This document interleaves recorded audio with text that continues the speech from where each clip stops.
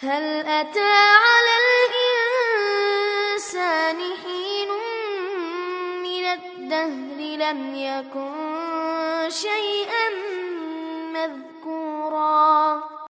Assalamualaikum, Ustazah Fatin Nabila binti Abdul Wahid. Saya Nurjiha binti Ramli.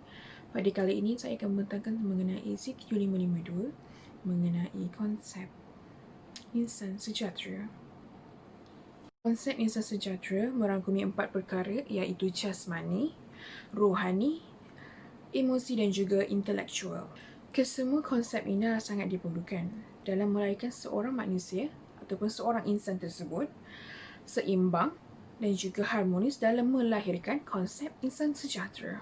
Ianya juga dapat melahirkan seorang insan yang berpengetahuan, berilmu, berakhlak baik, bahkan juga menunjukkan contoh yang baik ataupun teladan yang baik kepada semua manusia, maka semua manusia akan mengikut teladan yang baik itu. Ianya menjadikan kita seorang insan untuk menjadi seorang insan yang sebaik-baiknya di atas muka bumi ini dan menjadikan Nabi Muhammad SAW sebagai model insan kita untuk kita contohi. Unsur insan sejahtera yang pertama adalah jasmani. Seperti apa yang kita tahu, jasmani adalah melibatkan pergerakan ataupun tubuh badan yang sihat untuk melakukan aktiviti dengan tangkas dan juga secara cepat. Dengan pendidikan jasmani, seseorang itu berpengetahuan mengenai kesihatan tubuh badan. Bukan sahaja kesihatan tubuh badan, ini juga cara untuk kita menjadikan tubuh badan kita sihat dengan melakukan aktiviti-aktiviti yang sihat, contohnya bersenam dan juga mengamalkan pemakanan yang sihat. Contohnya tidak mengambil minyak yang banyak, makan sayur-sayuran, buah-buahan, makan mengikut piramid makanan, tidak makan makanan yang tidak elok, yang tidak seimbang, yang boleh merosakkan tubuh badan. Jadi, apakah pentingnya jasmani ini kepada rohani, emosi dan juga intelektual? Jadi, jasmani adalah sumber utama untuk membuat emosi kita lebih stabil, intelektual kita pun lagi okey, dan juga rohani kita boleh melakukan aktiviti rohani dengan mudah sekiranya kita mempunyai badan yang sihat dan juga minda yang sihat. Ianya mudah untuk kita mempelajari sesuatu dan mengamalkan sesuatu ibadah itu dengan mudah. Jasmani itu adalah apabila di mana seorang insan itu menyedari apakah kepentingan jasmani kepada diri mereka sendiri. Selain itu, Islam juga menggalakkan seluruh umat manusia untuk menjaga kesihatan dan melakukan aktiviti-aktiviti yang dapat menyihatkan tubuh badan.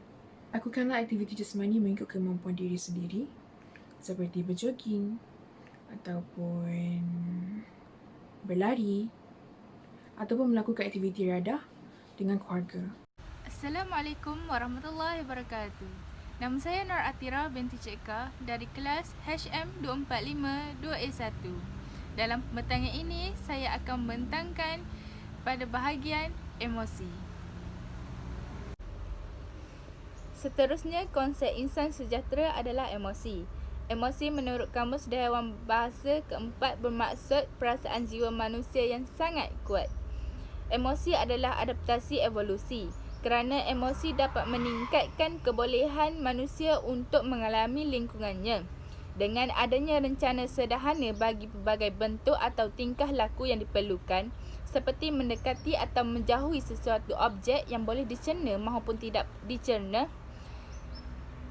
dan bersaing bersama organisma lain dan lari jika organisma itu terlalu kuat.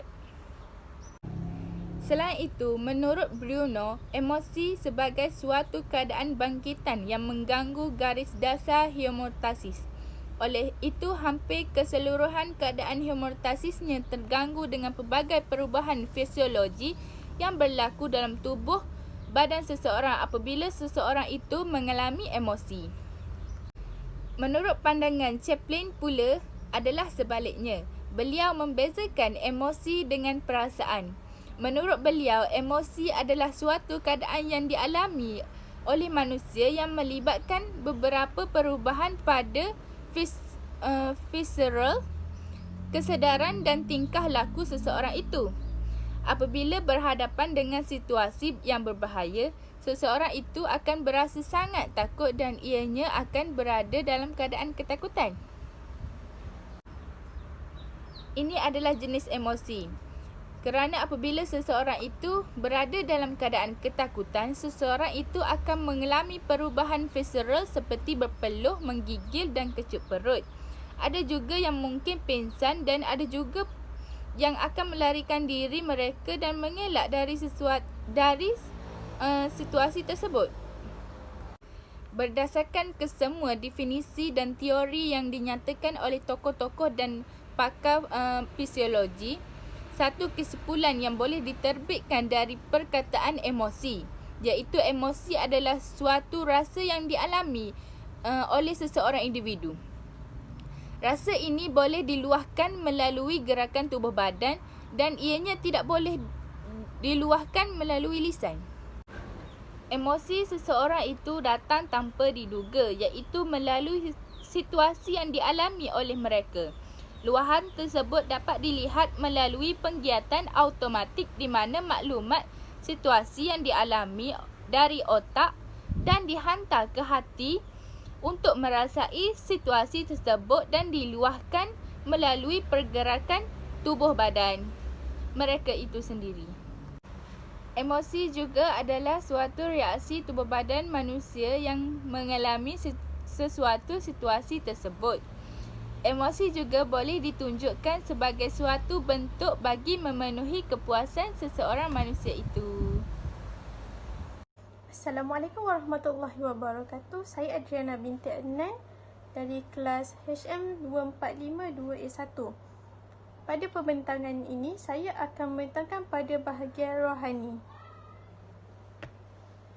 Rohani juga satu elemen yang penting dalam pembangunan insan sejahtera yang efektif. Menurut Dewan Bahasa dan Pustaka, rohani bermaksud roh dan perkara yang berkaitan dengan batin serta jiwa manusia. Manusia sebagai home religion tidak dapat lari dari unsur-unsur kerohanian. Sekiranya keperluan agama dan rohani dibimbing dengan betul, maka manusia dapat mengawal kehidupan mereka dengan betul. Pendidikan rohani merupakan perkara yang utama dalam pendidikan Islam. Pendidikan rohani didefinisikan sebagai sebuah sistem yang memfokuskan kepada pembinaan dari sudut kerohanian manusia. Ini kerana rohani adalah penanda aras kebaikan dan spiritual jiwa diri manusia. Dan ianya sangat penting dalam menjadikan manusia yang berguna dan menjadi manusia yang sebaik-baik kejadian, iaitu dengan menerapkan sumber dan amalan yang disarankan dalam Al-Quran dan As-Sunnah.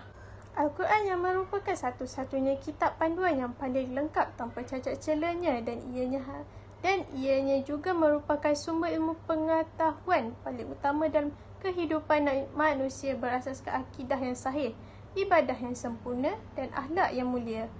Sekiranya rohani seseorang itu baik, maka akal dan tubuh juga akan berada dalam keadaan baik. Begitu juga dengan sebaliknya, jika seseorang itu tidak dalam keadaan baik dan tidak menerapkan unsur-unsur kerohanian mereka. Rohani atau jiwa yang tenang adalah anugerah daripada Allah SWT dalam memberikan kekuatan kepada kehidupan manusia di dunia dan juga akhirat. Manusia yang sempurna memiliki rohani yang berkualiti di mana rohani yang dipenuhi dengan iman dan hatinya sentiasa bertakwa kepada Allah. Insan-insan ini ialah manusia apabila dia solatnya khusyuk dan menyandarkan diri dan hati mereka kepada Allah, dan apabila menyebut nama Allah dan membaca ayat-ayat Al-Quran, hati mereka dan bergetar bertambah iman mereka. Seseorang manusia itu boleh melengkapkan diri mereka dengan rohani dan spiritual yang penuh dengan melakukan proses membina jiwa kehambaan dan mengakui kewujudan Allah yang Maha Pencipta dan membangunkan potensi fizikal manusia yang membolehkan insan menunaikan tanggungjawab mereka sebagai khalifah di muka bumi. Di samping menjadi khalifah yang baik, manusia perlulah melatih diri mereka dengan pembangunan rohani dan spiritual dengan sentiasa memiliki kesadaran diri yang baik dan melakukan perkara yang amar ma'ruf dan menjauhi perkara yang mungkar dan perkara yang tidak baik pada jiwa. Seperti firman Allah dalam surah Ali Imran ayat 110 yang membawa maksud Kamu, wahai umat Muhammad, adalah sebaik-baik umat yang dilahirkan bagi umat manusia. Kerana kamu menyuruh berbuat segala perkara yang baik dan melarang daripada segala perkara yang salah, iaitu buruk dan keji. Serta perlu beriman kepada Allah dengan sebenar-benar iman. Dan kalaulah ahli kitab Yahudi dan Nasrani itu beriman sebagaimana yang disemestinya, tentulah iman itu menjadi baik bagi mereka. Tetapi di antara mereka ada yang beriman dan kebanyakan mereka orang-orang yang fasik. Pada hakikatnya, aspek rohani adalah berkaitan dengan aspek keimanan kepada Allah Subhanahu Wa Taala, malaikat, rasul, hari akhirat serta qada dan qadar. Seterusnya, keimanan yang dikatakan adalah merujuk kepada suatu keadaan di mana insan membuat pengakuan dengan lidahnya, meyakini dalam hati dan menterjemahkan keimanan melalui amalan yang benar lagi sahih. Dalam masa yang sama, insan juga menjauhkan diri daripada perbuatan yang tidak baik yang mendatangkan dosa di dalam menjalani kehidupan mereka. Oleh itu, keimanan yang kukuh perlu disertakan dengan amalan dan tingkah laku baik oleh seseorang insan. Assalamualaikum warahmatullahi wabarakatuh. Nama saya Nik Nuraini binti Nileh dari HM 2452A1 akan membentangkan mengenai bahagian intelektual. Apakah itu intelektual? Intelektual ialah golongan yang dikelaskan sebagai bijak pandai yang memiliki ilmu pengetahuan serta kepakaran dalam atau luar daripada bidangnya. Pada akhir-akhir ini telah terlihat keberkesanan semua pihak intelektual dari segi kaum Melayu, Cina dan India di negara-negara Islam, terutamanya di Malaysia. Namun, golongan intelektual telah menghadapi pelbagai cabaran semasa tahun 2020 ini. Hal ini disebabkan kerana kemunculan COVID-19 yang melanda seluruh dunia. Namun begitu, setiap yang berlaku pasti ada hikmah di sebaliknya. Pada pasca COVID-19 ini, golongan intelektual telah banyak bergelut dalam menghadapi norma baharu pada tahun ini.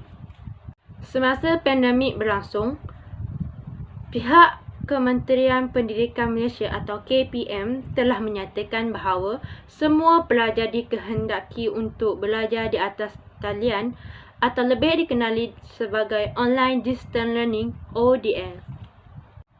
ODL ini dilaksanakan bagi mengelak pelajar-pelajar ketinggalan dalam pembelajaran mereka. Tahukah anda, pada pasca COVID-19 ini, golongan intelektual juga menghadapi cabaran mereka yang tersendiri. Antara cabaran yang terpaksa mereka hadapi sebagai golongan intelektual di pasca COVID-19 ini adalah ketiadaan perjumpaan bersemuka di antara para pelajar, komunikasi yang menjadi tumpuan para pendidik dan para pelajar, antaranya seperti telefon pintar. Medium digital seperti Google Meet dan Zoom menjadi salah satu sumber utama mereka, para golongan intelektual dan para pelajar, untuk menjalani ODL mereka. Selain itu, ketidakupayaan dalam mencapai liputan internet yang berkualiti menjadi cabaran yang terbesar bagi para pelajar. Oleh hal itu, ramai pelajar menghadapi masalah untuk belajar dan menghadiri kelas di atas talian akibat daripada internet yang kurang berkualiti, terutamanya bagi pelajar yang tinggal di kawasan pedalaman seperti Sabah dan Sarawak. Sekian saja pembentangan dari kumpulan kami. Terima kasih dan Assalamualaikum warahmatullahi wabarakatuh.